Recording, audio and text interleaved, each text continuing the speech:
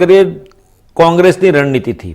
લોકસભા ચૂંટણીમાં વિપક્ષી ગઠબંધન ઇન્ડીમાં બગડતા સમીકરણોની જેમ રાજ્યમાં રાહુલ ગાંધીની ભારત જોડો ન્યાયયાત્રાનો રૂટ પણ એક સ્થાનેથી બીજે સ્થાને બદલાઈ રહ્યો છે। રાહુલ ગાંધીનો પ્રવાસ હવે રાજ્ય ઉત્તર પ્રદેશમાં માત્ર 6 દિવસ જ ચાલશે। આ યાત્રા 16 ફેબ્રુઆરીથી ચંદૌલીથી પ્રવેશ કરશે અને 21 ફેબ્રુઆરી સુધી ચાલશે। પાર્ટીના સૂત્રોનું કહેવું છે કે હવે યાત્રાને લખનૌથી ઉન્નાવ, કાનપુર અને હમીરપુર થઈને ઝાંસી લઈ જવાની તૈયારી કરવામાં આવી રહી છે।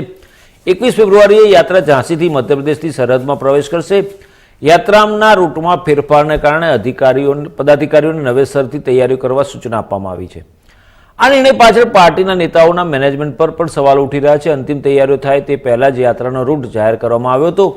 આ યાત્રા 14 ફેબ્રુઆરીએ ચંદૌલીથી ઉત્તર પ્રદેશની સરહદમાં પ્રવેશવાની હતી અને 11 દિવસમાં 20 જિલ્લામાંથી પસાર થવાની હતી।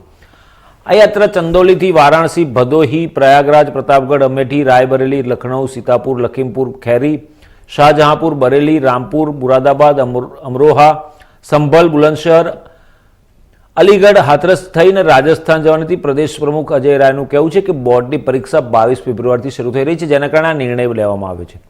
દલીલ એવી છે કે પરીક્ષા શરૂ થઈ ત્યારથી યાત્રા રૂટ પર આવતી શાળા કોલેજોમાં રહેવાની વ્યવસ્થા કરવામાં આવી નથી। જે જગ્યાએ મળી રહી છે તે યાત્રાના માર્ગથી દૂર છે। રાયનું કહેવું છે કે આ યાત્રા રાજ્યમાં 21 ફેબ્રુઆરી સુધી જ રહેશે। હાલમાં યાત્રાનો રૂટ ચંદૌલીથી અમેઠી અને રાયબરેલી વાયા વારાણસી, ભદોહી, પ્રયાગરાજ, પ્રતાપગઢ સુધીનો અંતિમ છે। આગળના રૂટ અંગે કોઈ નિર્ણય લેવાનો નથી। પૂર્વ સાંસદ PL પુનિયાએ રાજ્યમાં યાત્રાના સંયોજક બનાવવામાં આવ્યા છે।